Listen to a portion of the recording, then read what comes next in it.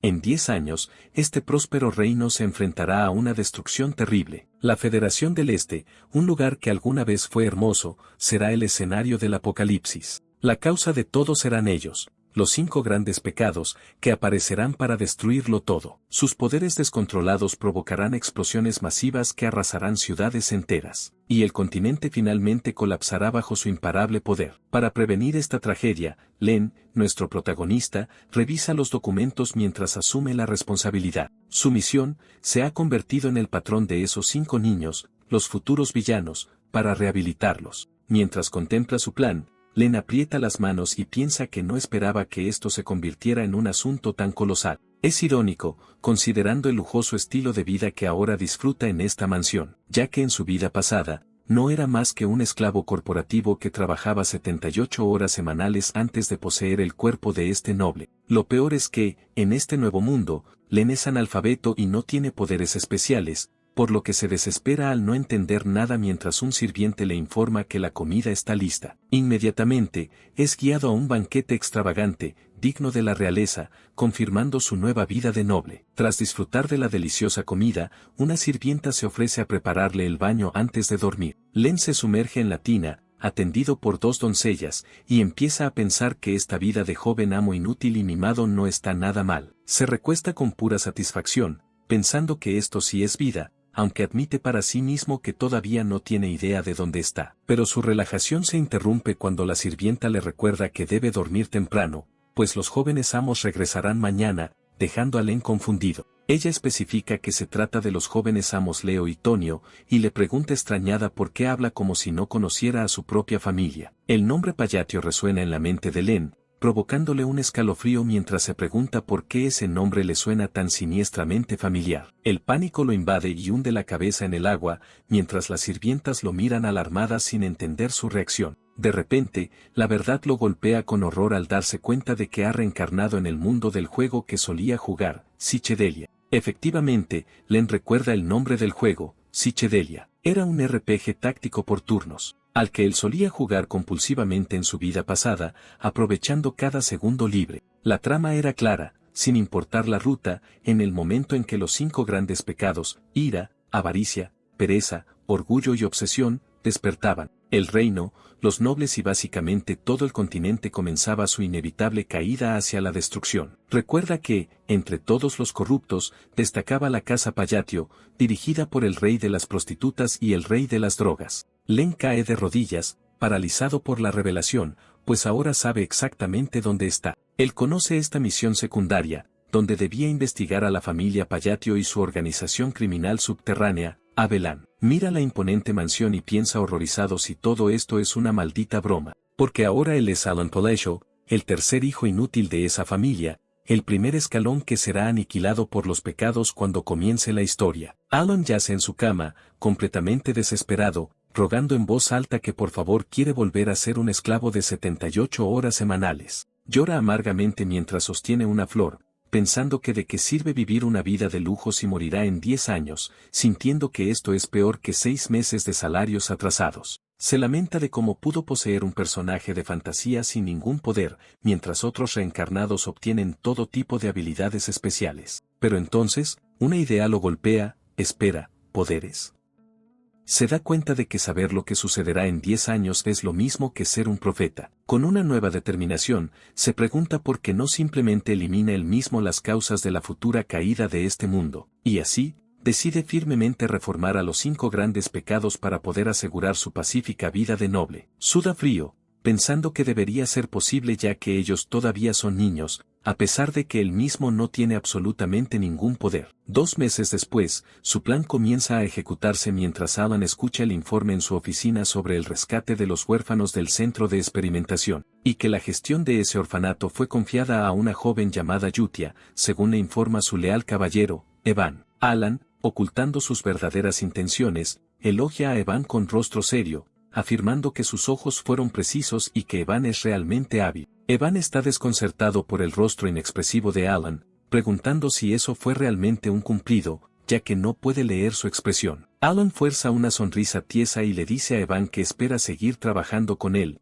mientras Evan piensa que nunca se acostumbrará a esa cara. Más tarde, Alan se estira la cara frente al espejo, frustrado, pensando que su posesión del cuerpo parece haberse detenido en el rostro, ya que antes era muy expresivo. Evan se rasca la cabeza y agradece el cumplido, mientras Alan reflexiona que Evan es un personaje raro y leal en el juego, por eso lo contrató de inmediato. Retomando el informe, Evan confirma que la redada fue para salvar a Yutia, y ahora entiende por qué Alan la eligió. Con rostro serio, Evan admite que incluso con sus ojos experimentados de mercenario, esa niña no era en absoluto ordinaria. Recuerda la escena en la prisión, donde encontró a varios niños cautivos, incluida Yutia, encadenada en el centro. Ella estaba rodeada de un aura poderosa, y Evan admite que era tan fuerte que no entendía por qué simplemente se rindió y dejó que la encerraran. De vuelta al presente, Evan cuestiona a Alan, preguntando por qué no la trajo a la mansión, ya que no ve ningún beneficio en dejarla allí, pero Alan, con ojos fríos y calculadores, piensa que aunque parezca que la está descuidando, dejarla allí es parte fundamental de su plan. Alan piensa en Yutia Bludia, la niña no humana que hizo un contrato con un ser de otro mundo por sus poderes. Sabe que ella está destinada a convertirse en Ira, uno de los 5 grandes pecados, y matar a cientos de miles de personas. Pero sonríe con confianza, pensando que ella no debería tomar ese camino si crece en paz, celebrando que finalmente se encargó de una mina terrestre. Mientras Evan lo mira confundido, Alan busca una excusa para justificar por qué no la trajo a la mansión. Con rostro serio y apoyando las manos en el escritorio, Alan declara crípticamente que aún no es el momento. Evan, desconcertado, repite con incredulidad si aún no es el momento. Alan asiente y le ordena que se asegure de que nadie hable de esto y que la patrocinen con fondos suficientes, a lo que Evan acepta. Entonces, Alan saca una carta y le pide a Evan que se la entregue a Yutia, mientras Evan pregunta si es importante. Alan explica que es solo para ver cómo está y tranquilizarla, ya que ha pasado por mucho, y Evan promete entregarla. Evan monta a caballo y se aleja de la mansión, mientras Alan lo observa partir desde la ventana de su oficina. Alan, junto a la ventana, admite que no sabe si la carta realmente la tranquilizará, pero que vale la pena intentarlo. Recuerda el verdadero propósito de esa carta, contiene una frase que escuchó docenas de veces, un supuesto hechizo del juego para calmar a los no humanos. Alan rememora la escena donde un arzobispo intentaba calmar al pecado de la ira usando ese mismo cántico, agonía de la oscuridad. Visualiza como Yutia, en el juego, era consumida por su poder bajo una luna de sangre, desatando su energía oscura. En esa línea temporal, ella se transformaba completamente, gritando con furia que ya era demasiado tarde. Alan sabe que en el juego original, todos los intentos de calmarla fracasaban y la batalla catastrófica comenzaba de inmediato. Pero ahora, 10 años antes, Alan se estira con optimismo, pensando que quizás no sea demasiado tarde y que, con una bomba desactivada, es hora de ir por el siguiente objetivo. Esboza una leve sonrisa, pensando que es ridículo hacerse amigo de un monstruo solo con una frase, pero que podría funcionar ya que adoran a un dios de otro mundo. Se gira, admitiendo que es difícil entender la forma de pensar de esa gente. Concluye que son como fanáticos, mientras, a la distancia, la joven Yutia sostiene su carta en silencio, completamente sola. Evan suda frío, pensando que el maná que puede sentir de ella es increíble, mientras observa a la niña, pensando que es extraña, casi como si no tuviera emociones. De repente, Yutia le pregunta con una voz helada si fue el señor Alan quien envió esa carta. Su aura oscura estalla mientras exige saber por qué él no la quiere a su lado. Evan, aterrorizado por la presión, tartamudea que es porque, mientras internamente grita que manifestar maná de esa forma solo es posible en el reino de los maestros. En ese instante, recuerda la cara seria de Alan y su instrucción clave, que aún no es el momento. Evan suelta la excusa, diciendo nervioso que Alan dijo que aún no era el momento, y Yutia, sorprendentemente, calma su poder y responde que ya ve. Ella entonces mira fijamente el contenido de la carta, leyendo el cántico sobre la agonía de la oscuridad y la impasibilidad del brillante. Con una sonrisa perturbadora, Yutia aprieta la carta contra su pecho, susurrando que esta es una promesa que solo su maestro conocería, y que ahora lo entiende. Evan se estremece, sintiendo un sudor frío ante el poder abrumador que emana de ella. Mientras tanto, Yutia, la futura reina sangrienta de la ira, sonríe bajo la luna roja, creyendo que entiende perfectamente las intenciones de su amo. Lejos de allí, Alan se acurruca en su cama, completamente ajeno y pensando con alivio que ha logrado extender un poco su lujosa esperanza de vida. Se duerme plácidamente, sintiendo que la luna lo anima y que se esforzará igual de bien con el próximo niño. Su momento de paz termina en la biblioteca cuando un libro le cae directamente en la cabeza. Mientras Alan se soba el golpe, quejándose de lo difícil que es encontrar pistas sobre el tercer jefe, Evan entra e informa que han rescatado al segundo niño. Alan, con un chichón en la cabeza, pregunta si se aseguraron de tratarlo con amabilidad, y Evan confirma que lo salvaron de un mercado ilegal de esclavos. Pero antes de que puedan continuar, la puerta es derribada y una silueta entra bruscamente en la habitación. Es Tonio, el segundo hijo Payatio, quien entra con una sonrisa arrogante saludando si ese no es Alan. Tonio inmediatamente agarra la cabeza de Alan y la empuja hacia abajo, burlándose y preguntando por qué un analfabeto como él sostiene un libro. Tonio agarra a Alan, exigiéndole que le responda. Alan piensa, frustrado, que su hermano siempre es un fastidio y que, aunque le gustaría defenderse, no puede. Fingiendo sumisión, Alan hace una reverencia y dice que entiende que Tonio quiere usar la biblioteca, así que se retirará. Tonio, con una sonrisa de superioridad, le pisa la cabeza contra el suelo, mofándose de que por fin sabe cuál es su lugar, pero de repente un objeto vuela a toda velocidad, y un cuchillo se clava violentamente en la pared, justo al lado de la cabeza de Tonio. Tonio se gira, sorprendido, mientras una nueva figura aparece en la entrada, declarando con frialdad que los insectos están siendo demasiado ruidosos. Es Leo Payatio, el primer hijo, quien extiende la mano y les ordena que se larguen, pues no quiere ver sangre tan temprano por la mañana. Los dos hermanos se enfrentan inmediatamente. Tonio le dice a Leo que abandone su actitud superficial, mientras Leo responde que Tonio apesta a drogas y que desaparezca. Mientras ellos pelean, Alan, ahora a salvo, recuerda la misión del juego,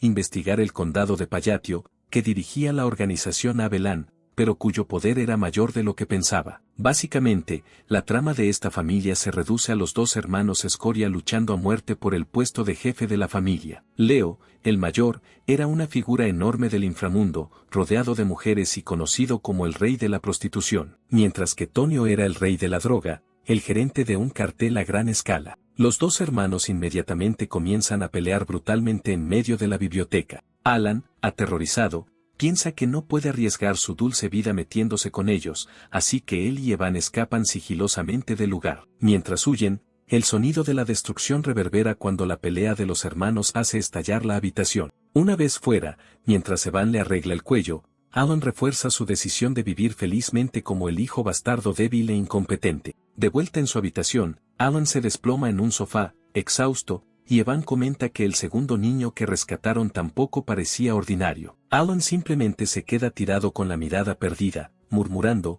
mientras Evan lo observa en silencio. Evan está profundamente confundido, preguntándose cómo alguien como Alan pudo enterarse del mercado ilegal de esclavos y de los bioexperimentos secretos. Al ver a Alan quejarse de estar cansado, Evan piensa que a su joven amo le cuesta mantenerse cuerdo y que es realmente extraño. Finalmente, Evan menciona que Alan envió a ese niño directamente al orfanato, a lo que Alan, aún recostado, simplemente asiente. Alan reflexiona seriamente, pensando que el niño que rescataron no es no ordinario, sino de una escala verdaderamente cataclísmica. Recuerda que el niño que salvaron del mercado de esclavos en el reino de Calian era nada menos que el segundo jefe de Psychedelia, Deus Macalian. En la historia original, después de ser vendido como esclavo y abusado mientras era pasado de un lugar a otro, Deus despierta gritando, convirtiéndose en la encarnación de uno de los 5 pecados, el pecado de la pereza. Lleno de rencor, él procedía a aniquilar los reinos de las formas más horribles imaginables. Alan recuerda que fue esa parte de la historia,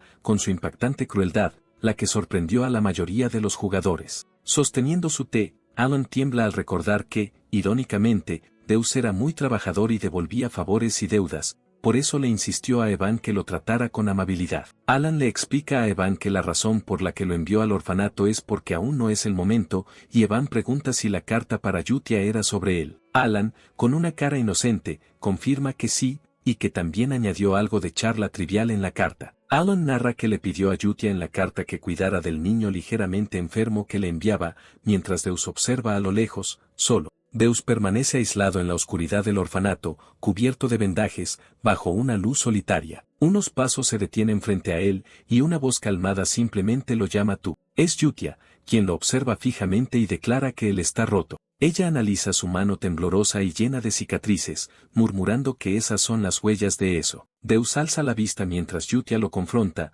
preguntando si fue la cabra negra, ¿verdad? Rodeada por una aura rosada y con una sonrisa triunfante, Yutia lo felicita, diciendo que a pesar de eso, la gran Nuna lo ha elegido. Ella libera su poder, ordenándole que sienta el don que le fue otorgado y libere todo su potencial. Bajo la luna, Yutia extiende su mano con una sonrisa fanática, prometiendo que si se mantiene leal y sigue las órdenes de él, entonces podrá tener su venganza, mientras un torrente de energía oscura comienza a brotar del cuerpo de Deus. Yutia, sosteniendo la carta de Alan, decide con una sonrisa siniestra que es hora de enviar su primera respuesta. Ella relee la carta original de Alan bajo la luna, donde él le había enviado un saludo ligero, bromeando sobre cómo su hermano lo usó de silla. Mientras tanto, en la mansión Payatio, la paz de Alan está a punto de terminar. Evan irrumpe en la biblioteca gritando que hay un gran problema, justo cuando Alan, con un libro en la cabeza, se quejaba de no encontrar al tercer jefe. Evan, pálido y nervioso,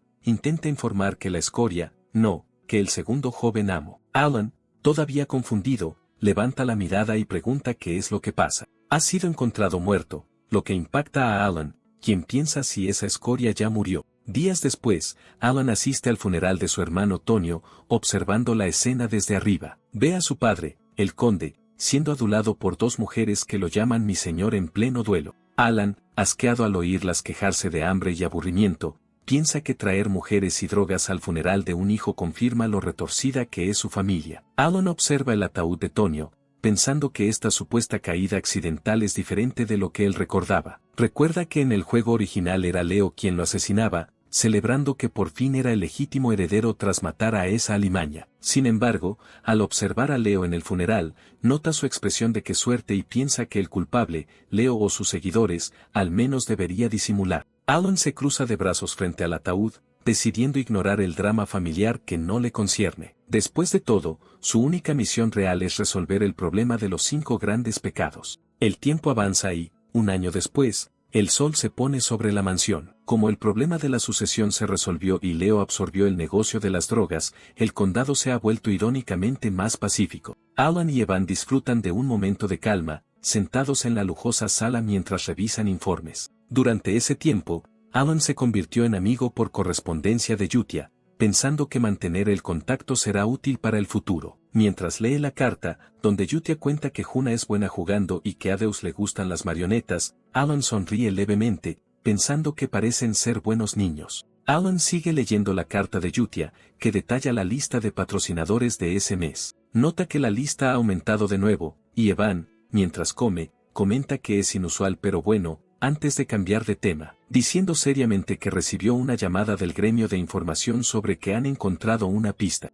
Alan, sin dejar de comer, pregunta si es en serio y expresa que eso es un alivio. Internamente, Alan se emociona, pensando que debe ser el libro antiguo sobre el tercer jefe y que por fin podrá encontrarlo también. Ambos disfrutan del silencio, pensando que todo marcha sobre ruedas en esa pacífica velada. Pero esa paz se rompe abruptamente en otra parte, cuando la sangre salpica violentamente en un callejón oscuro. En el sitio de distribución de drogas Margot, 2 miembros de Abelan caminan, comentando que el hijo mayor de Payatio es generoso y que su organización ya tiene cientos de miembros. Sin embargo, al avanzar, se encuentran con una masacre, cuerpos esparcidos por todas partes mientras una figura observa la carnicería. Los hombres gritan de terror al perder el control de sus cuerpos, viendo cómo sus propias manos los obligan a apuñalarse a sí mismos en un suicidio forzado. El terror se apodera de los miembros de Abelan cuando sus propias espadas se clavan en sus pechos, incapaces de detener sus movimientos. Es una masacre espantosa,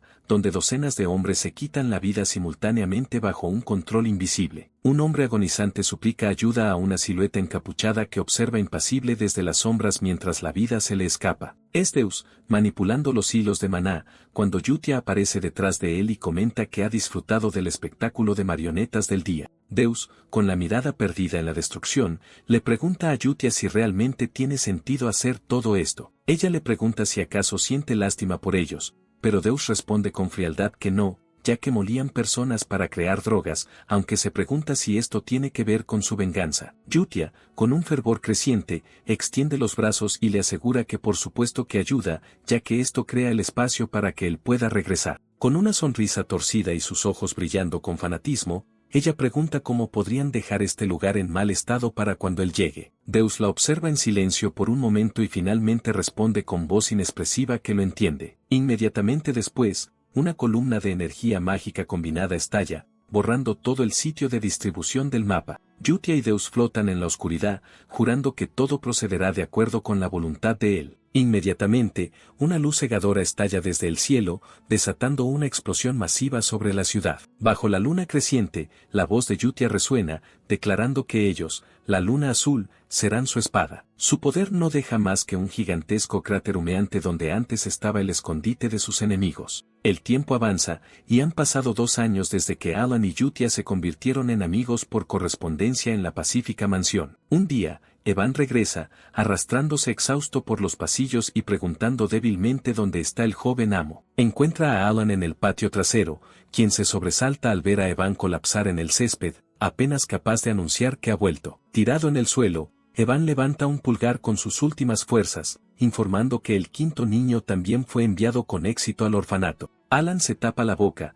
conmocionado y aliviado al mismo tiempo, dándose cuenta de que durante esos 2 años, ha logrado salvar a los 3 pecados restantes. Viendo a su caballero agotado, Alan se agacha y le ofrece un trozo de pastel, diciéndole que coma, mientras Evan apenas murmura un maldito seas. Alan piensa que aunque tuvo problemas para encontrar a Avaricia, el tercero, todo funcionó gracias a su conocimiento del juego y a hacer trabajar a Evan hasta los huesos. Evan, comiendo ágilmente los macarrones, apenas se recupera de haber corrido por todo el continente cumpliendo las órdenes de Alan. Alan le dice que hizo un buen trabajo y ya puede descansar, a lo que Evan, aliviado, pregunta si sus deberes con el orfanato han terminado. Con un suspiro de alivio, Alan confirma que sí, que eso es todo. Evan, tirado en el césped, le pregunta a su amo por qué no parece feliz, y aunque Alan asegura que sí lo está, Evan insiste en que no lo parece. Con su habitual rostro inexpresivo, Alan se señala la boca e insiste con seriedad que está sonriendo ahora mismo. Evan suspira con resignación, murmurando que simplemente fingirán que sí lo está. Satisfecho, Alan se estira y se recuesta cómodamente en el césped bajo el cielo despejado. Cierra los ojos, pensando con calma que realmente no esperaba que las cosas salieran tan bien. Recuerda los pasados trágicos de los jefes del juego, Yutia encadenada y Deus torturado, dándose cuenta de que todos se convirtieron en pecados tras sufrir tragedias horribles. Alan reflexiona que ellos se convirtieron en los 5 pecados como resultado de sus horribles pasados, incluso antes de despertar. Él sabía que las posibilidades de salvarlos a todos antes de que ocurrieran esos eventos traumáticos eran muy bajas. Le preocupaba haberlos rescatado demasiado tarde, después de que sus mentes ya estuvieran completamente rotas. Aún recostado en el césped, Alan pregunta casualmente cómo está el orfanato, y Evan le entrega una carta, informando que todo va bien, como de costumbre. Evan explica que aunque los niños al principio parecían muñecos rotos, sin vida y vacíos, ahora,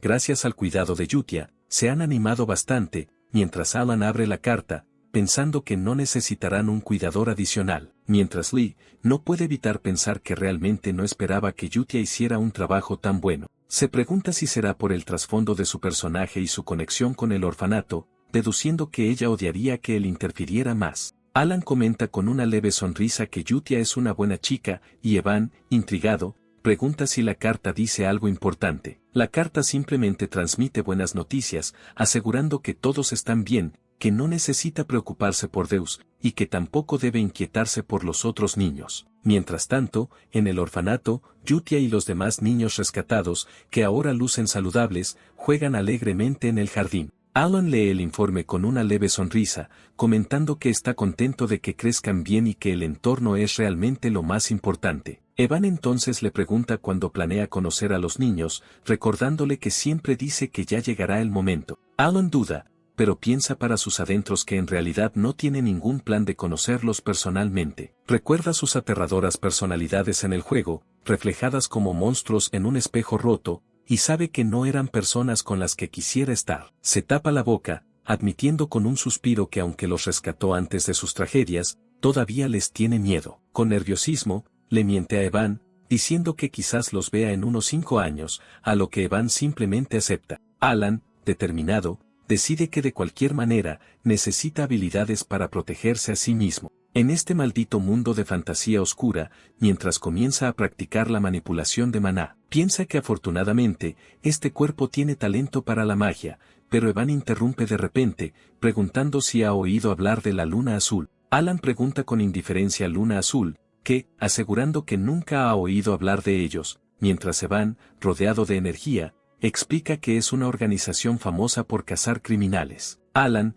mientras practica con un orbe de magia oscura, los desestima diciendo que solo están limpiando basura, pensando que como no los conoce, seguro desaparecerán pronto. Evan, con el rostro pálido de terror, le grita a Alan que ha oído que incluso matan nobles, insistiendo en que pensaba que su amo estaría al tanto. El semblante confiado de Alan desaparece, y con un tic nervioso, le ordena a Evan que a partir de ahora, duerma en la habitación contigua a la suya. Mientras tanto, en un cuartel secreto bajo el manto de la noche, una voz autoritaria da inicio a la reunión, pidiendo que comience el informe semanal de actividades de la Luna Azul. Yutia, ahora revelada como una miembro clave, pregunta con seriedad qué hay sobre el informe del norte. Seolran, la futura pecado del orgullo, sonríe con picardía, diciendo que ella se encargó, de tomar todas las cabezas de los traficantes de esclavos. Salta con orgullo, alardeando de que ni siquiera pudieron averiguar quién era y que les ofreció vivir si adivinaban el color de sus ojos, pero todos fallaron. Rinne, la futura pecado de la avaricia, informa con calma que todos los cadáveres fueron derretidos. Ella continúa su informe, añadiendo que también ha terminado con la limpieza de la zona sur. Radan, sentado en las escaleras, interviene, diciendo que él se encargó de los campos de pruebas ilegales y de los bastardos de Abelan. Con una sonrisa cruel y sus ojos brillando, Radan, el pecado de la misofobia, aclara que los convirtió en carne picada sin dejar rastro. Yutia, con una sonrisa fanática, asiente complacida, declarando que bien, que todo saldrá según la voluntad de él. Ella se gira hacia todos los miembros de la Luna Azul reunidos, proclamando que ellos existen únicamente por el bien de la gran luna. Sin embargo, Deus interrumpe la atmósfera solemne, informando que parece que tienen un problema. La expresión de Yutia se ensombrece, cuestionando con frialdad qué problema podría existir cuando todo es perfecto bajo la voluntad de él. Deus le muestra un documento, explicando que encontró una orden peligrosa y que el jefe de Abelan es el hijo mayor del conde donde reside él. Concluye con gravedad que el hijo mayor del conde parece estar apuntando directamente a su grandeza.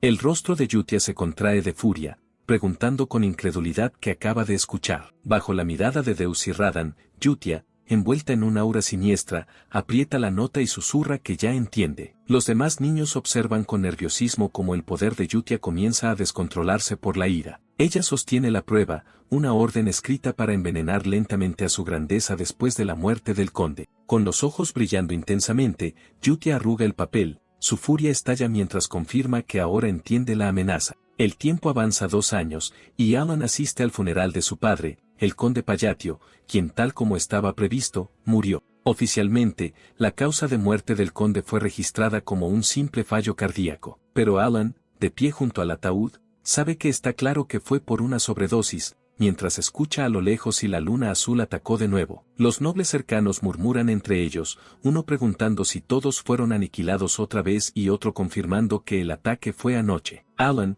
escuchando la conversación, nota con interés que la nobleza parece estar cada vez más cautelosa de la luna azul, y así, el funeral del conde, sin que nadie derramara una lágrima, terminó en un gélido silencio mientras Alan y Evan se retiraban. Desde la distancia, el heredero, Leo, observa con ojos fríos cómo su hermano menor abandona la sala. De vuelta en la mansión, bajo un cielo despejado, Evan le pregunta al joven amo cuál es su plan ahora. Evan, confundido, ve a Alan empacando frenéticamente y pregunta para qué son todas esas maletas, a lo que Alan le ordena que prepare sus propias cosas. Alan, sosteniendo un maletín, le informa que van a huir, dejando a Evan atónito, quien pregunta si realmente planea abandonar la mansión. Alan, ya en la puerta, aclara que no se irán por completo, que solo van a bajar, confundiendo aún más a Evan. Evan, cargando el equipaje, procesa la información y pregunta si con bajar se refiere al pueblo de Rodmil. Alan confirma que exactamente, que ha estado planeando mudarse a ese pequeño pueblo al sur del territorio Payatio mientras caminan hacia el transporte. Un carruaje lujoso y ornamentado los espera frente a la gran escalinata de la mansión, listo para su partida. Mientras el carruaje se aleja, Leo observa todo desde un balcón, impasible, sin decir una sola palabra. La nueva vida de Alan y Evan en Rodmill comienza de forma idílica, con unas tostadas dorándose perfectamente en la sartén. Alan las cocina él mismo, con una leve sonrisa, disfrutando de la paz que tanto anhelaba. Sin embargo, esta vida de ensueño, llena de comida deliciosa y tranquilidad, se ve interrumpida abruptamente después de solo 3 días. Alan es forzado a regresar a la mansión, agarrándose la cabeza con incredulidad y frustración al pensar si ahora debe asistir al funeral de su otro hermano. Suspira agotado, murmurando que no puede creer que esté de vuelta en ese lugar, y se pregunta por qué Leo murió tan pronto, en un momento diferente al que recordaba. Se acerca al ataúd y confirma la causa de la muerte, una herida letal, observando que fue apuñalado directamente en el corazón. Mientras mira el rostro sin vida de Leo, Alan se sumerge en sus pensamientos, cuestionándose quién pudo haber sido el asesino. Decide investigar y se acerca a un guardia, preguntando con calma sobre los detalles de la causa de la muerte, pero el guardia grita de terror al instante. El hombre, pálido y temblando, se disculpa frenéticamente por haberse atrevido a mirarlo, mientras otro sirviente lo aparta con pánico. Alan se queda inmóvil, completamente desconcertado por la reacción de los sirvientes, y piensa qué demonios les pasa a todos. Alan se aleja del funeral mientras Evan lo sigue, llamándolo joven amo. Alan se gira sin emoción y le pregunta a Evan si descubrió algo sobre el asesinato. Evan duda, su rostro pálido, y comienza a preguntar en voz baja, joven amo, ¿es usted el responsable de hacer desaparecer a toda la organización Abelan de la noche a la mañana? Alan lo mira fijamente, y al ver el pánico en los sirvientes cercanos, comprende la ridícula situación en la que está. Todo comenzó el día que partió hacia Rodmill,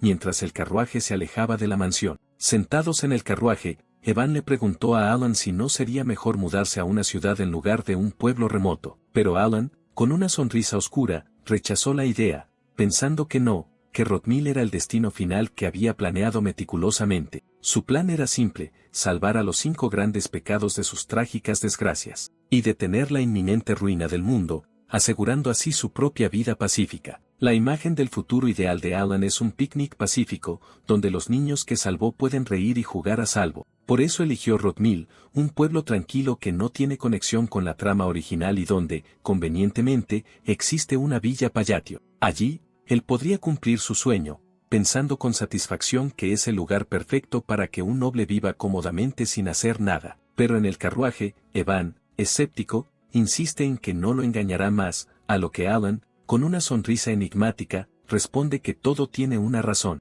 Evan suspira, dándose por vencido ante la evasiva de su amo, mientras Alan piensa que su caballero se rindió rápido. Mientras ellos se alejan, Leo observa el carruaje desde el balcón de la mansión. Con una mirada fría, se apoya en la barandilla, debatiendo consigo mismo si debería matar a Alan o no. Realmente le da igual, pensando que de todos modos planeaba asesinarlo con veneno después de la muerte de su padre. Sin embargo, cuando un sirviente le informa que Alan se dirige silenciosamente a la frontera, Leo reconsidera, pensando que ahora ha perdido toda razón para matarlo. Aún así, aprieta la barandilla con frustración, preguntándose si su irritación se debe a que los asuntos de su organización, Abelan, no están yendo bien últimamente. Leo golpea la barandilla con rabia, pensando que Alan simplemente le molesta, incluso cuando huye. Alan, sin saberlo, ha firmado su sentencia de muerte, ya que Leo le ordena a su subordinado, Alman, que siga al carruaje. Alman, la mano derecha de Leo, le pregunta con una expresión seria si eso significa que quiere que lo mate. Leo, impactado, pregunta qué está diciendo. Recuerda que Alman nunca le había cuestionado, sin importar las órdenes que le diera, y se pregunta por qué le está haciendo una pregunta tan directa de repente. Leo se recompone, exhalando con fastidio que su trabajo es simplemente hacer lo que le dice. Pero antes de terminar la frase, una espada le atraviesa el pecho, salpicando sangre. Leo se agarra a la herida, con el rostro de traición, gritando que cómo se atreve a traicionarlo. El atacante, que no era Alman sino Idan, un miembro de la Luna Azul, responde con frialdad que le gusta jugar a la guerra. Se revela que el atacante es Idan, un miembro de la Luna Azul, quien sonríe con frialdad y admite que fue divertido hasta ese momento. Idan explica que como la Luna Azul es la espada de Alan, es natural que actúe de acuerdo con sus deseos, siguiendo el credo enseñado por la Luna Roja. Con una mirada de intensa lealtad, Idan empuja aún más su espada, declarando que si alguien intenta dañar a la gran luna, él clava la espada más profundamente en el pecho de Leo. Antes de retirarla violentamente, la sangre salpicando mientras Idan afirma que en ese caso, puede actuar por su cuenta. La sangre de Leo salpica profusamente el suelo del balcón mientras él se ahoga. Idan observa a Leo agonizar, revelando que por eso estuvo esperando que dijera esas palabras y que le tomó 2 años. Leo jadea que sus subordinados no lo dejarán ir, pero Idan replica con desdén que con esas palabras, Abelan desaparecerá del continente para siempre. Idan mira el cuerpo moribundo de Leo con falsa lástima, murmurando que desafortunado. Añade que la gran luna le dio una oportunidad antes de saltar del balcón y desaparecer bajo la luna creciente. Rodmil parece un paraíso bañado por el sol, justo como Alan lo imaginaba. Alan se despierta contento, saludando la mañana y pensando que es otro día de paz. Se levanta de la cama, ya que puede despertar cuando quiera y comer lo que le apetezca, disfrutando con Evan de un desayuno simple y feliz. Mientras mastica un trozo de pan,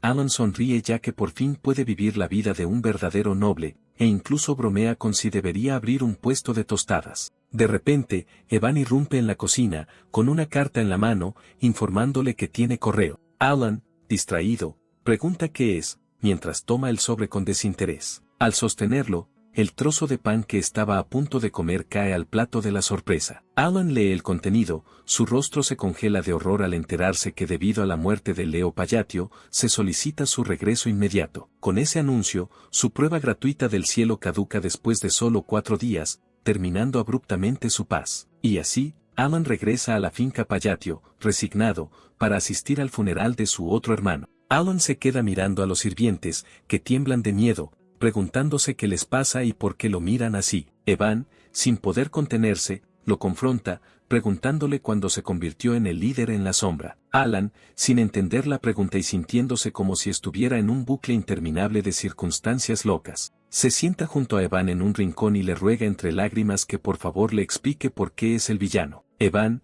con la cara seria, le explica que es el único que se beneficia de la situación. Asterisco que después de que se fueron, Leo fue asesinado, y Alan tiene la coartada perfecta para convertirse en el heredero del conde. Alan se queda petrificado, pensando que eso significa que Evan cree que él es el asesino, mientras Evan le explica que Abelan ha desaparecido y, con la muerte de Leo, ya no hay nada que lo moleste. Evan se burla con una sonrisa forzada, diciéndole a Alan que se ha convertido en el líder en la sombra del condado y en el maestro de la espada asesina. Alan, confundido y molesto, le pregunta a Evan si se está divirtiendo y que cuál es el significado de ese disfraz. Alan, con la mano en la frente, intenta pensar dónde demonios comenzó todo esto, ya que ninguna organización es capaz de matar a una figura clave del inframundo en un instante. Alan le pregunta a Evan si cree que la luna azul está detrás de esto, pero Evan le dice que el gremio de información no lo cree. Evan explica que la luna azul deja una marca en lugar de un cadáver,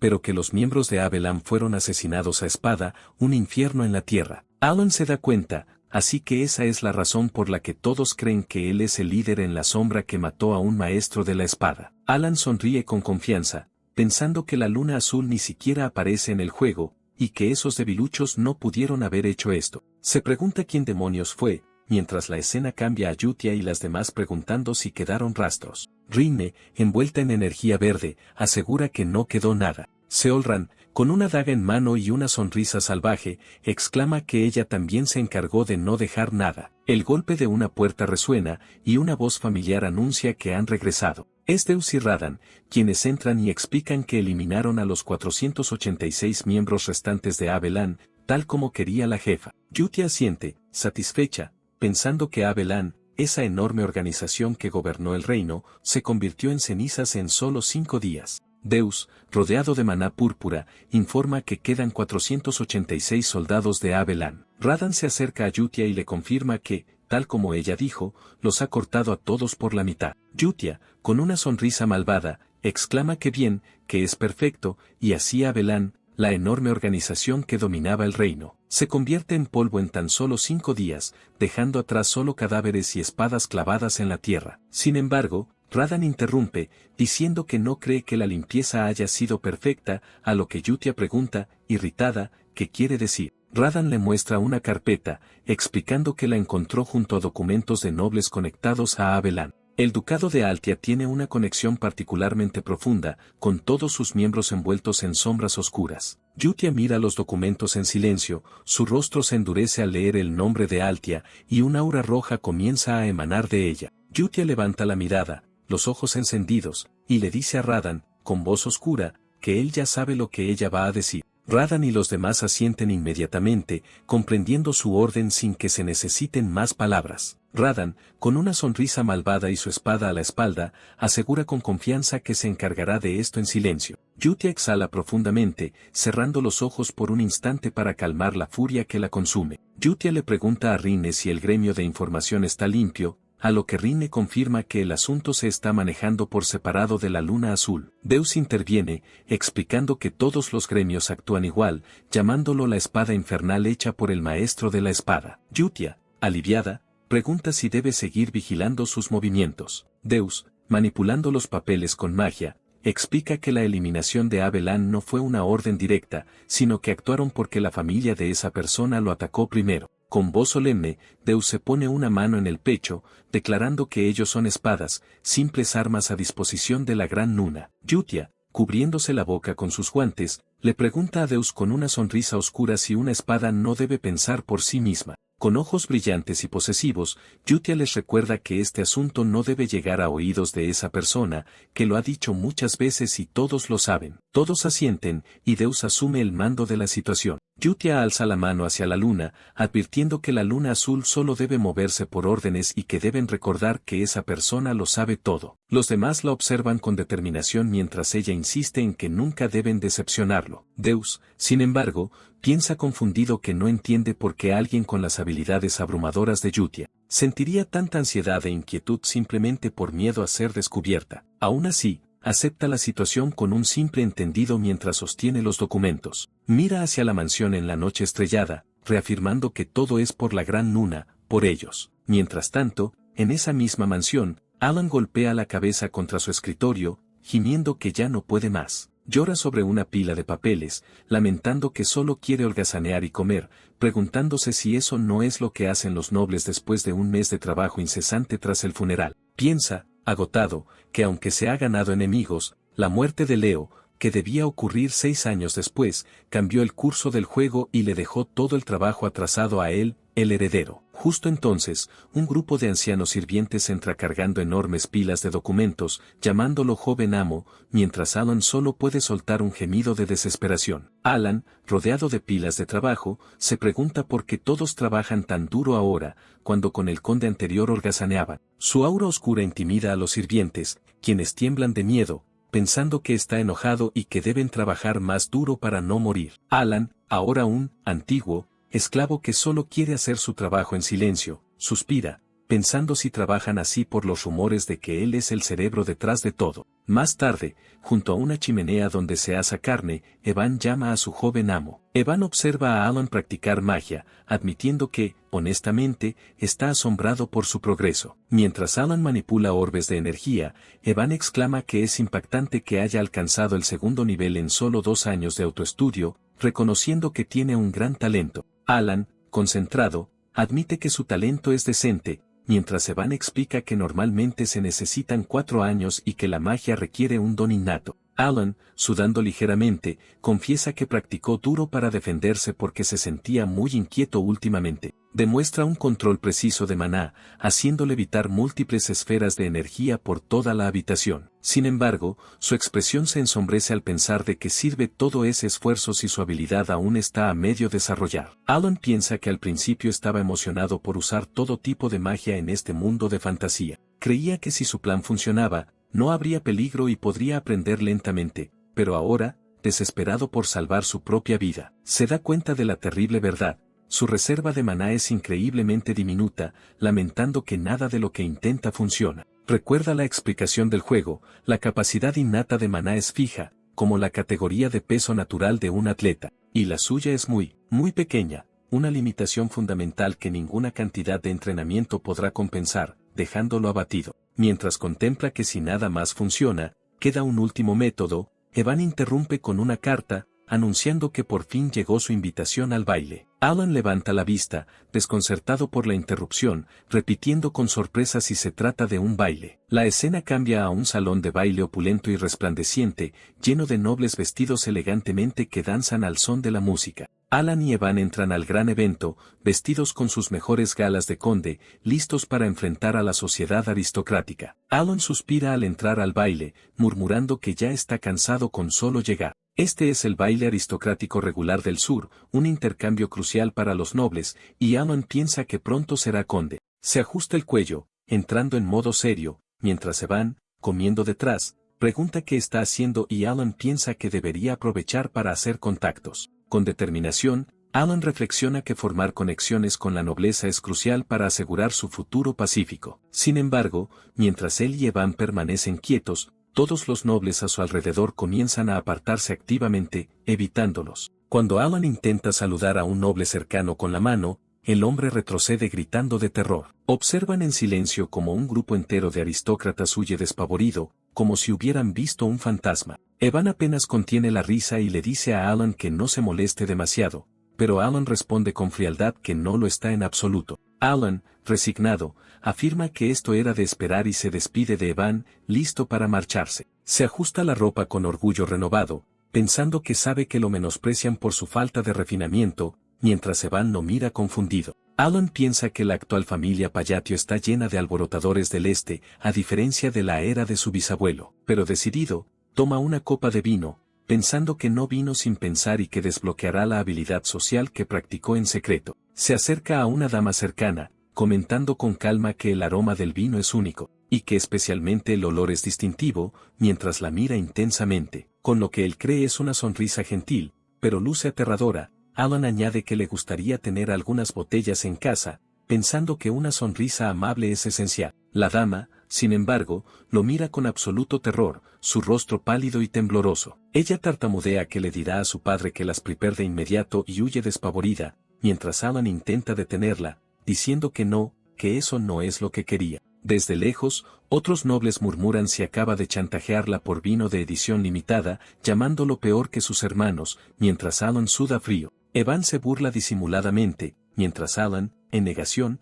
piensa que ella debe ser una joven particularmente tímida. Más tarde, mientras se retiran, Evan comenta divertido que su pila de botín ha crecido de nuevo. Evan enumera alegremente el botín: corcel de lujo, té de cítricos, metalurgia artesanal y vino especial, mientras Alan murmura deprimido que él también estudió sobre vinos. Alan suspira, apoyado contra la pared, dándose cuenta de que el nombre Payatio era mucho más infame de lo que pensaba, y que debido al rumor de que él eliminó a sus monstruosos hermanos, parece haberse convertido en alguien a quien todos evitan activamente, pensando con resignación que su vida social está arruinada. Decide salir a tomar aire fresco, diciéndole a Evan que volverá pronto, mientras una misteriosa mujer pelirroja lo observa irse. La mujer, sosteniendo elegantemente una copa de vino, lo sigue con la mirada desde su posición entre las flores. Sus penetrantes ojos rojos se fijan en Alan con una expresión pensativa y calculadora. Alan suspira profundamente en el balcón, contemplando el cielo nocturno estrellado y preguntándose dónde demonios salió todo mal. De repente,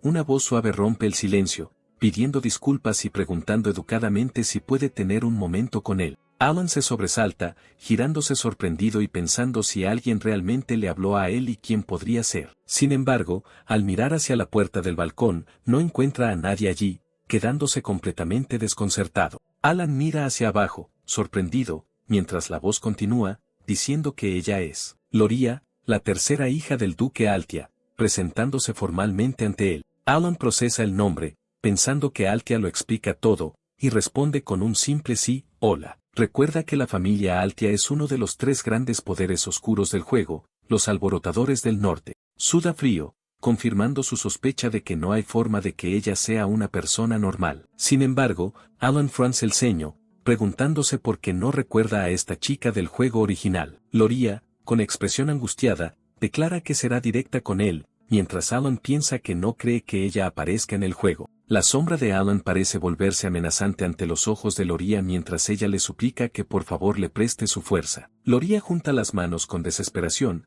su voz temblando mientras confiesa que pronto será asesinada, revelando su terrible situación bajo la luz de la luna en el balcón del palacio. Loria reitera su súplica con desesperación, pidiéndole que por favor le preste su fuerza. Con ojos llenos de miedo, ella confiesa que pronto será asesinada. Alan escucha pensativo mientras Loria explica que nació como hija de la amante de su padre. Ella continúa, diciendo que estuvo protegida hasta ahora, pero que la condición del duque Altia ha empeorado. Loria concluye con pánico que sus hermanas mayores pronto la matarán, y Alan piensa si es una situación de destrucción mutua. Alan la observa, pensando con frialdad que con razón no la recordaba. Asterisco que ella ya debía estar muerta al inicio del juego, mientras Loria insiste en que con el poder que él tiene, podría ayudarla. Pero Alan la interrumpe bruscamente, declarando que tendrá que declinar, dejando a Loria en shock, quien insiste en que no pide ayuda con las manos vacías. Desesperada, Loria le ofrece la mitad de la fortuna a Altia si la salva,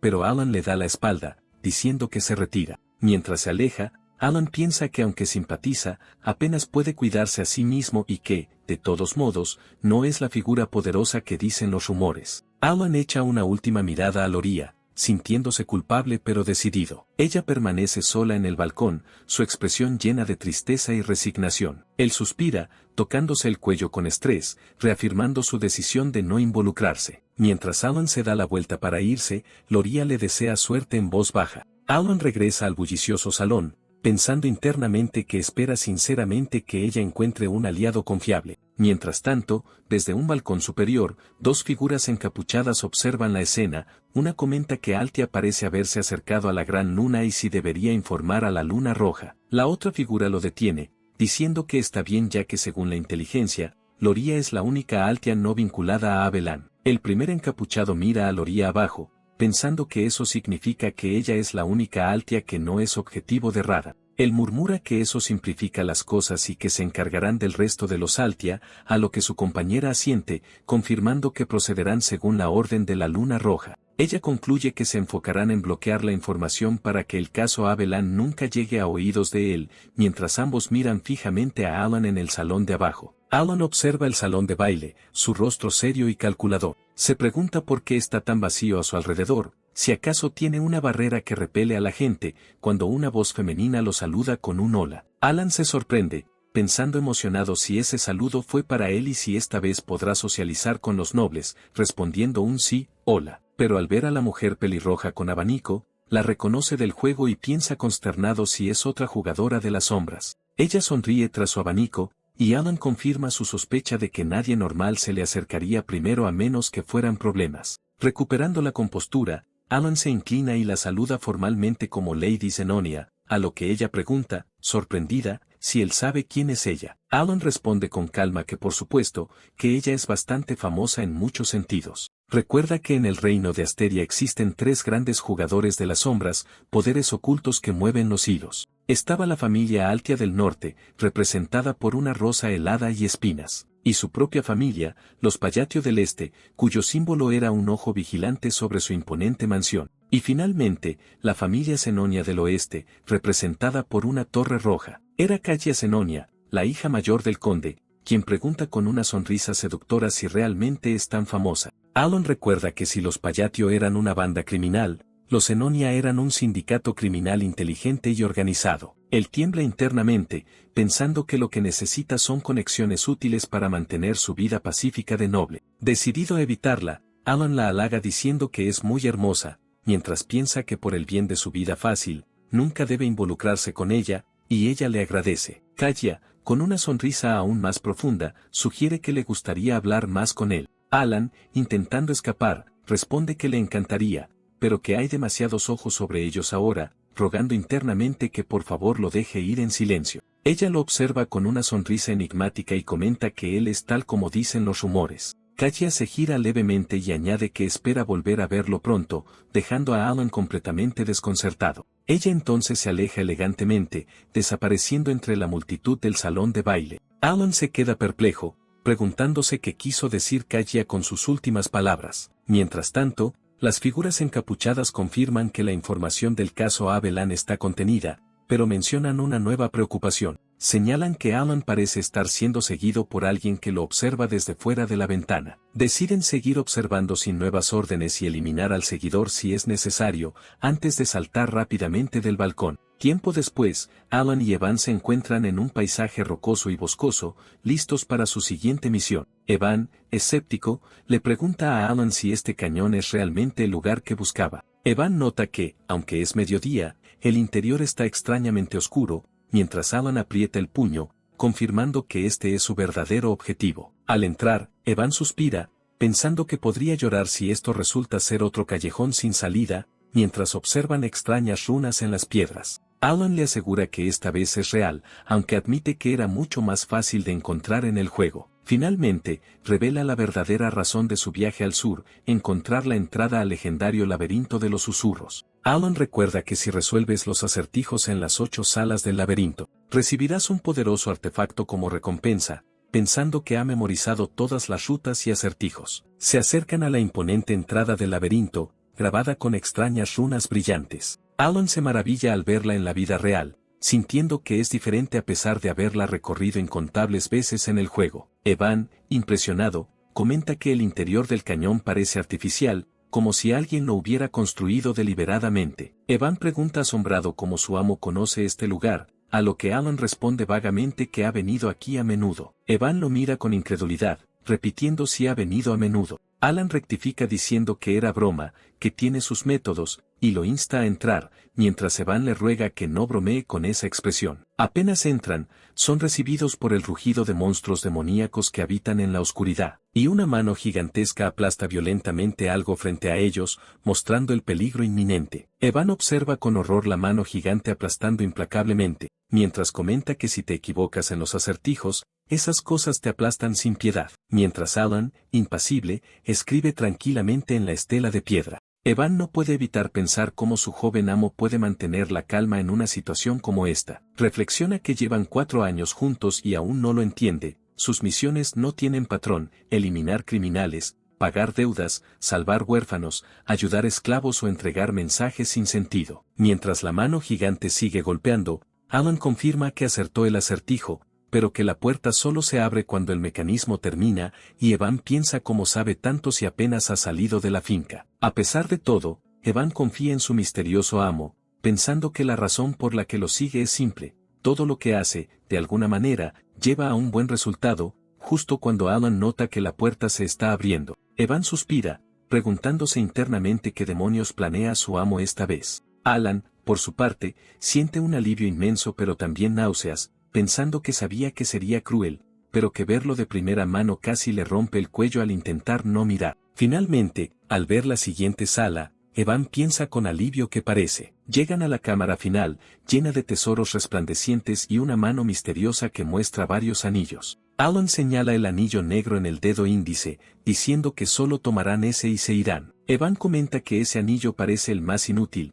pero Alan insiste en que llevarse cualquier otra cosa solo traerá problemas. Alan sonríe satisfecho, pensando que finalmente ha obtenido el juramento de restricción. Alan le asegura a Evan que no se preocupe, que no habrá nada peligroso en el camino de regreso, mientras Evan asiente con duda. Mientras Alan camina despreocupado, pensando que fue fácil gracias a conocer la ruta del juego, Evan lo llama con evidente preocupación en su rostro. Evan se da cuenta horrorizado de que las pilas de rocas dentro del cañón son en realidad golems que comienzan a despertar. Evan desenvaina su espada, pensando que este es el peor escenario, un enemigo nuevo y desconocido, y que debe sacar a su amo de allí a salvo. Pero Alan da un paso adelante, levantando la mano y declarando con calma que esta vez él se encargará, dejando a Evan atónito. Alan se concentra, el anillo negro en su dedo listo para desatar su poder mientras los golems se acercan. Evan le grita a Alan que no importa lo que planee, encontrar una ruta de escape es lo primero mientras un golem gigante los ataca. La enorme criatura de piedra levanta su arma masiva,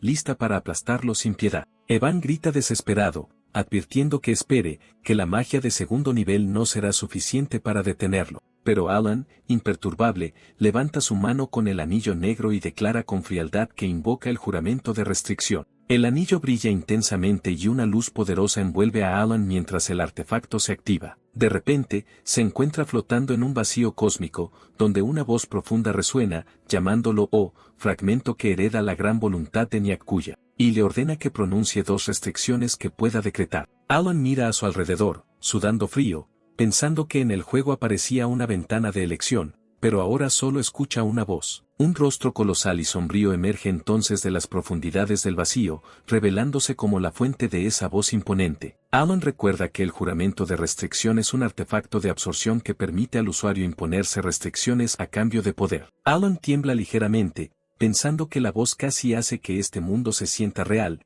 y comienza a declarar la primera restricción. La voz cósmica retumba, ordenando simplemente habla. Alan junta las manos en un sello específico y declara solemnemente que siempre realizará las señales de mano de Babilonia al usar magia. La voz pregunta entonces qué es lo que él desea obtener a través de esa restricción. Alan responde con firmeza que desea el poder para torcer las leyes del mundo un poco más, a lo que la voz concede su petición mientras la energía cósmica se arremolina. Alan permanece solo en el vacío estrellado, preparándose para el siguiente paso tras la aceptación de la primera restricción. Levanta la mirada hacia la presencia cósmica y comienza a declarar la segunda restricción. Nuevamente, la voz imponente le ordena habla. Alan forma otro sello con sus manos frente a su rostro y declara que, al usar magia, cantará estrictamente las palabras de Babilonia. La voz cósmica repite su pregunta anterior, indagando qué es lo que él desea obtener a través de esta nueva restricción. Alan responde con calma que desea lo mismo que antes, un mayor poder para desafiar las leyes del mundo. Sin embargo,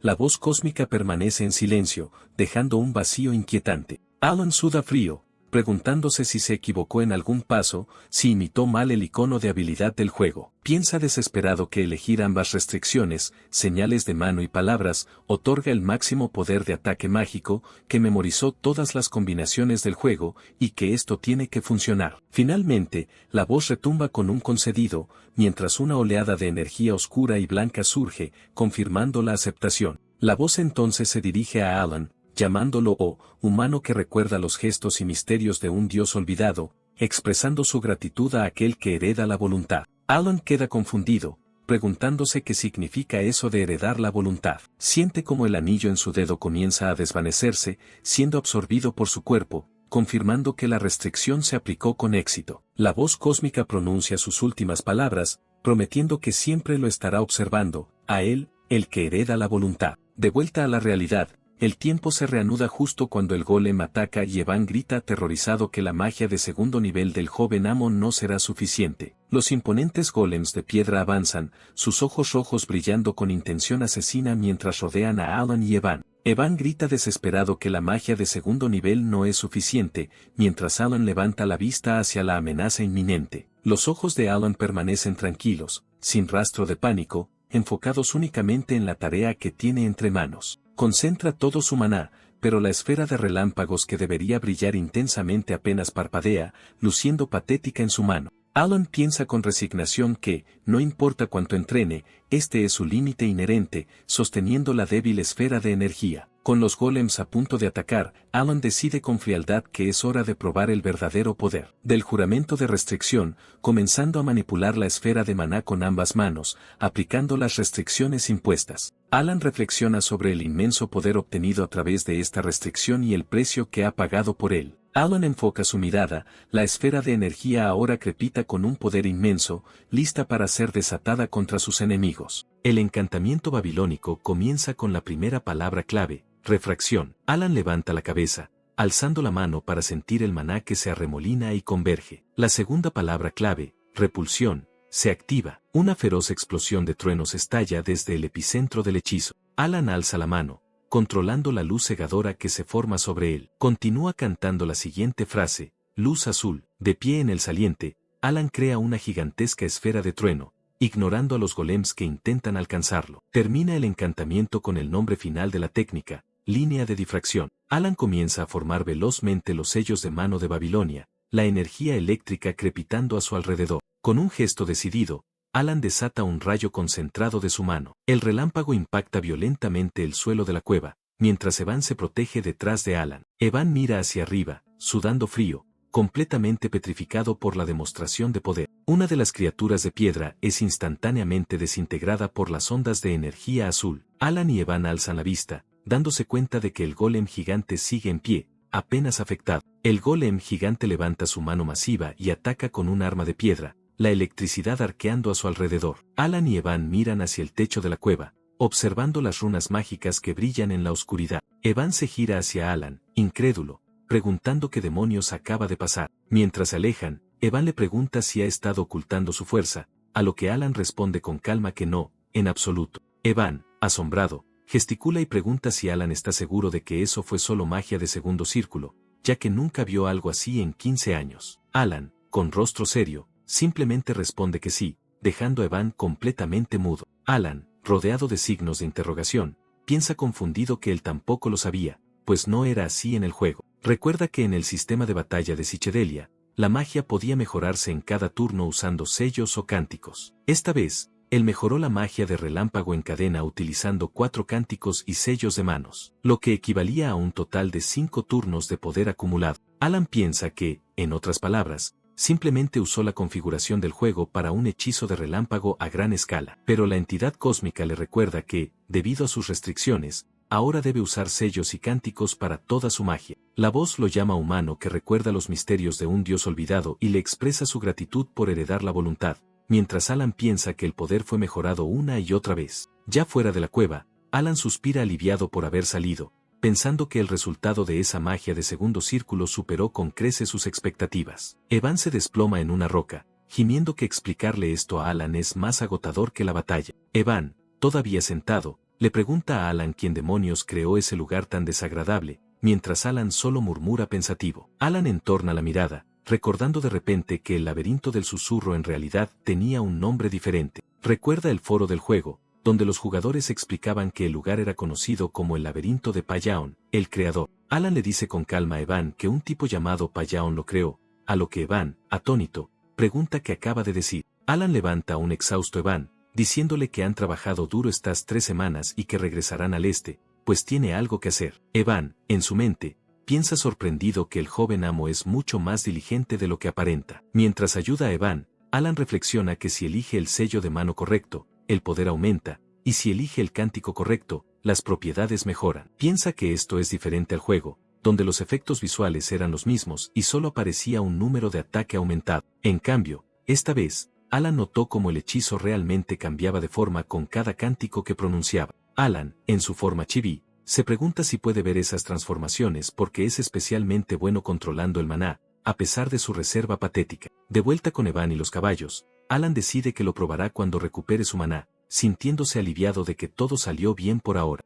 Mientras tanto, en otra parte del bosque, una figura encapuchada se detiene bajo la luz de la luna creciente. La figura alza la vista, sus ojos verdes brillando con determinación en la oscuridad de su capucha. Con un rápido salto, la figura desciende ágilmente por el acantilado. Sus botas aterrizan suavemente en el suelo de una cueva, sin hacer apenas ruido. Se revela que es Loria, quien ahora se encuentra frente a una colosal pared de runas brillantes, identificándolas como glifos del Imperio Alanev. Ella mira fijamente la pared, su rostro iluminado por la luz azul, mientras absorbe la información. Las runas brillantes en la pared revelan un mensaje: para mi amigo que se quedará solo, del cobarde Payaon. Loria extiende la mano y toca los glifos con una expresión melancólica, soltando un leve suspiro. Ella recuerda la leyenda del que detuvo la invasión de las cosas negras, el que derrotó al señor demonio, conocido en la historia como el emperador brillante, Payaon el Grande. Loria piensa que ella obtuvo todo su vasto conocimiento gracias a haber nacido con la habilidad de la biblioteca antigua. Sin embargo, recuerda las palabras de Alan en el bosque, cuando dijo con calma que un tipo llamado Payaon lo creó. Loria reflexiona que supo que Alan era especial desde que vio que la reina sangrienta lo seguía, una figura que solo existía en la historia. La imagen de la reina sangrienta, Yutia, con su aura roja, confirma el poder que Alan comanda. Pero Loria admite, mientras la sombra de Payaon se superpone a Alan, que no esperaba que la gran luna fuera amiga del emperador. Recuerda la batalla en la cueva, pensando que, además, la frase que Alan susurró para su hechizo no existe en la biblioteca antigua. Mientras la imagen de Alan se graba en su mente, Loria se pregunta intensamente qué o quién es él realmente. Loria se detiene sola en la entrada del cañón, su mente procesando la verdadera y misteriosa identidad del hombre al que sigue. Loria sonríe para sí misma en el bosque, pensando que la luna roja tenía razón y que le avergüenza haber seguido órdenes ciegamente. Se gira al oír un ruido, notando la presencia de alguien y diciendo que ya está aquí. Una figura encapuchada aparece en un árbol, y Loria le pregunta si obtuvo la información. El encapuchado, con ojos púrpuras, responde con frialdad que no,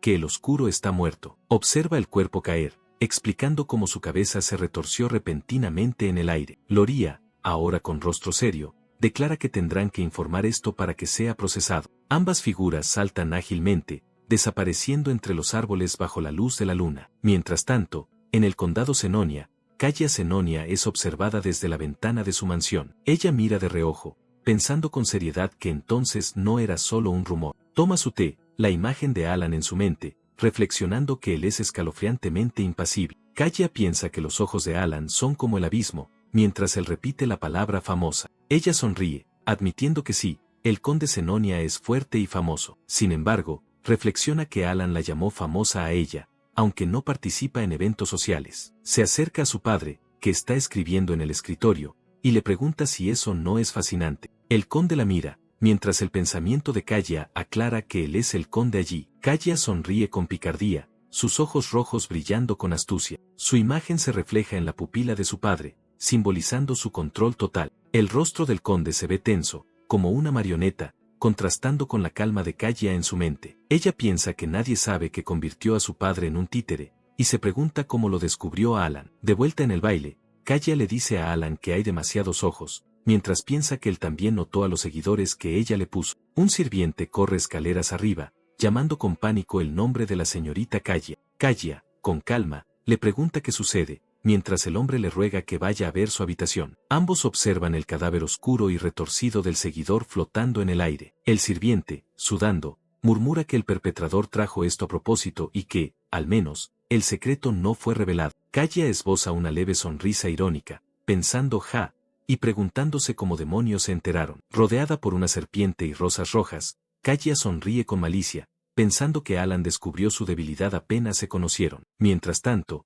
Alan, ajeno a todo, se rasca la oreja fastidiado en un sofá, confundido por el caos mientras Evan duerme en el suelo. Un carruaje se aproxima a la vasta y lujosa finca ducal de la familia Altia. Loria, ahora con un vestido elegante, sonríe con complicidad, pensando que, como esperaba, Alan no es alguien a quien subestimar. Ella reflexiona que él posee ojos fríos como los de su padre, el distinguido del inframundo, y que es el tipo de persona del que nunca debe hacerse enemiga. Loria piensa que Alan era su último salvavidas, pero él la rechazó. Ella reflexiona, cabizbaja, que él no aceptaría un trato con pérdidas, ya que sus hermanos le quitaron todo su poder y bienes. Recuerda a sus 4 ambiciosos hermanos, el hijo mayor Timalian, la hija mayor Marianne, la segunda hija Pirine y el segundo hijo que Loria se siente completamente sola y desolada, pensando que ahora no tiene absolutamente nada. Sube las escaleras de la mansión, pensando que sobrevivió gracias al amor de su padre, pero que ahora no sabe qué hacer. La luz de un alto ventanal la inunda mientras entra en el vestíbulo principal. Las sirvientas gritan sorprendidas, anunciando que la joven señorita Loria ha regresado. Una sirvienta corre hacia ella, informando con pánico que la señorita Pirine y el joven Keek se han quitado la vida. Loria se queda paralizada, su rostro lleno de horror, apenas capaz de procesar la noticia y preguntar qué. Piensa, confundida, que esa gente era capaz de apuñalar a su familia, y sin embargo, se suicidaron. Eso no tiene ningún sentido. Loria, con un cristal brillante en la mano y una lágrima cayendo, pregunta con temor qué pasó con Timalian y Marianne. Los sirvientes, pálidos de terror, tiemblan en el pasillo, uno de ellos tartamudeando que Lord Timalian está muerto, empalado trágicamente junto a Lady Marianne en un charco de sangre. Escondida tras una puerta, Loria observa la masacre con absoluto horror, preguntándose qué demonios ha pasado. Mientras tanto, una figura de cabello blanco salta ágilmente desde el tejado de la mansión Altia. Radan, el asesino, sonríe con suficiencia desde las sombras, declarando que han sido eliminados con éxito. Un destello de energía mágica residual se disipa sobre la mansión tras el ataque. Loria permanece inmóvil en el pasillo, completamente paralizada, mientras el personal corre caóticamente a su alrededor. Con los ojos desorbitados por el terror, recuerda de repente la ominosa frase de Alan, que cosas buenas sucederán. En su pánico, ve la silueta de Alan en la puerta, su mente gritando que él es la verdaderamente maestra de la casa del conde. Loria visualiza a Alan, pensando que él ocultó sus garras, esperando el momento justo para tomar el poder. Se abraza a sí misma, temblando de terror, comprendiendo que a eso se refería Alan, y que, al igual que él, ella se convirtió en la única sucesora de la familia ducal de la noche a la mañana. Loria se detiene ante la brillante luz de la puerta, soltando un suspiro irónico. Tiembla de pánico, preguntándose con qué clase de demonio monstruoso ha hecho un pacto, pero sabe que ya no puede retroceder. Camina sola por el largo pasillo, pensando que le sucede a quienes lo traicionan, sabiendo que ya existen demasiados precedentes. Aprieta su vestido con determinación, una gota de sudor en su rostro, decidiendo que debe seguir el camino que eligió. El tiempo avanza 2 meses, llegando a la imponente mansión Payatio. Un hombre con los ojos vendados se presenta ante Alan, sosteniendo una caja y anunciando que viene por orden del duque Altia, dejando a Alan confundido. Alan abre la caja y, mientras Evan exclama asombrado, identifica el contenido como una botella de vino Cernance. Evan le informa a Alan que esa botella de vino Cernance cuesta miles de oro, algo que nunca pensó que vería. Alan lee la nota y se da cuenta de que la preparó Loria, no el duque, sintiendo una punzada de culpa por no haberla ayudado. Alan, sentado en su escritorio, pregunta incrédulo si es para él, y el mensajero confirma que la duquesa misma lo preparó. Alan se sobresalta, procesando la palabra duquesa y dándose cuenta de que eso significa que Loria, la más joven, se ha convertido en la nueva duquesa, mientras ella escribe en su escritorio. Loria se estira en su silla, suspirando aliviada y pensando que 2 meses han pasado muy rápido. Ella mira el imponente despacho, reflexionando que se convirtió en duquesa tras el funeral de su padre y que antes ni siquiera podía entrar allí. Recuerda la repentina y gráfica muerte de sus hermanos,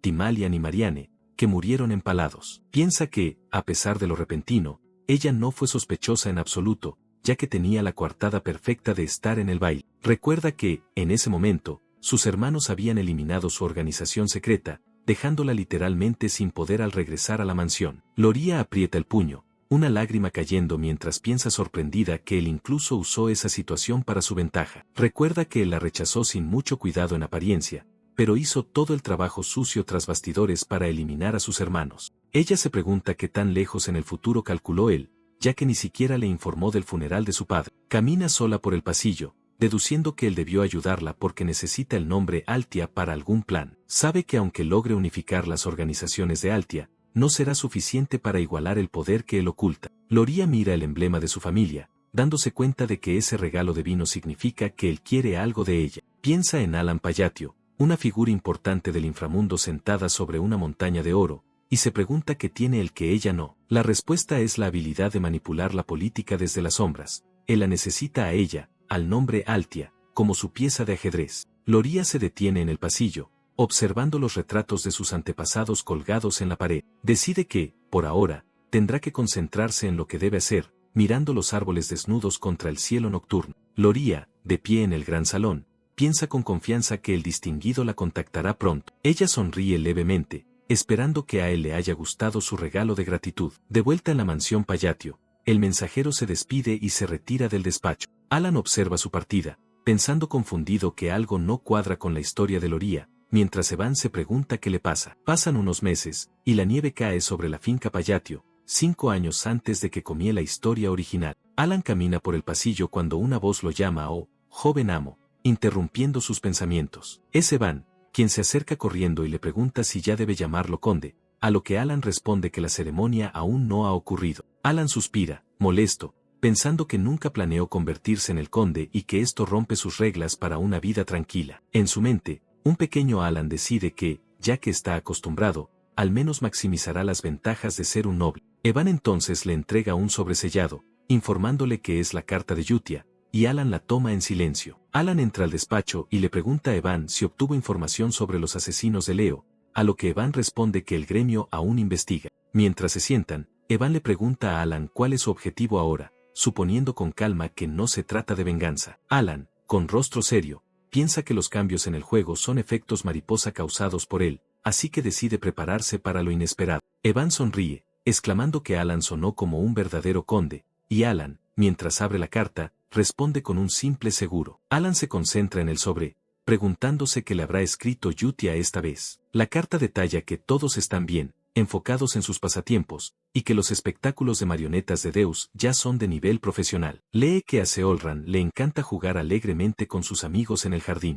y que Rinne ahora lee tranquilamente mientras hace cosas, e incluso Radan ha adoptado la jardinería como pasatiempo. Alan sonríe cálidamente, pensando que aunque nunca ha visto sus rostros, le reconforta el corazón saber que todos están creciendo bien. Levanta la vista del papel y de repente le pregunta a Evan qué edad tienen los niños, dejando a Evan desconcertado por lo repentino de la pregunta. Evan informa seriamente que los niños que Alan ordenó salvar ya tienen la edad de salir a la sociedad. Alan se sorprende al ver la imagen mental de los 5 niños sonrientes, rodeados de flores, aunque ésta parece resquebrajarse. La visión continúa, mostrando a los 5 niños inclinándose profundamente, firmando su agradecimiento como los 5 pecados capitales. Alan, en su forma chibi, sostiene la carta y murmura que sí, que es hora de dejarlos ir. Evan, escéptico, le pregunta si no los había juntado por sus heridas, pero Alan insiste en que ya crecieron y deben irse por su futuro. Alan reflexiona, pensando que los cuidó lo suficiente para que no despertaran como pecados capitales, así que deberían estar bien. Un pequeño Evan asiente, murmurando que ahora entiende,